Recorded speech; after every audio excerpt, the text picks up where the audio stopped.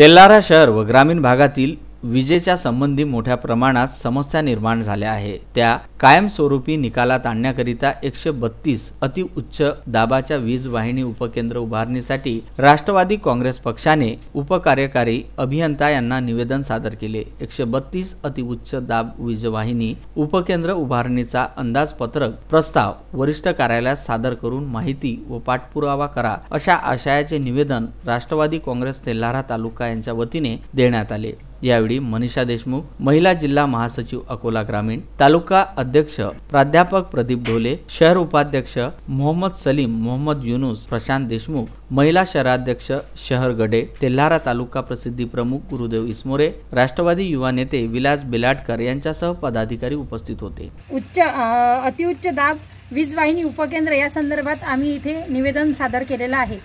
तर हे निवेदन आमचे जे आमदार आहेत अमोलजी मिटकरी यांचा तालुका दौरा झाला त्यावेळेस हा एक प्रस्ताव तिथे त्या मीटिंगमध्ये मांडला गेला की तेल्हारा शहरामध्ये 132 अतिउच्च दाब हे असायला पाहिजे, कारण की तेल्हारा शहराला जो पुरवठा होतो हा हिवरखेड आणि वरवटबकाल इथनं होतो आणि तिथला कारभार जर पाहता तिथली लाईन तिथल्याच ग्रामीणच्या लोकांना जर व्यवस्थित मिळत नसेल तर तेल्हारा शहरापर्यंत तो जो विद्युत पुरवठा होतो तो काही व्यवस्थित प्रमाणे होत नाही। अतिउच्च दाब वीज वाहिनी उपकेंद्र तेल्हारामध्ये कोणत्याही परिस्थितीत सुरू झालं पाहिजे आणि तशा पद्धतीने आमचे आमदार अमोलजी मिटकरी साहेब हे या ठिकाणी त्याचा पाठपुरावा करतील।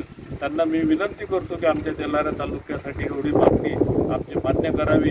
जय हिंद, जय महाराष्ट्र, जय राष्ट्रवादी। तेल्हारा शहरामध्ये 33 केव्हीचं सबस्टेशन सध्या उपलब्ध आहे आणि त्याला पुरवठा जो आहे तो वरवट 132 केव्हीवरनं सप्लाय सुरू आहे आणि स्टँड बाय सप्लाय आपल्याकडे 132 केव्ही हिवरखेड सबस्टेशनमधनं उपलब्ध आहे।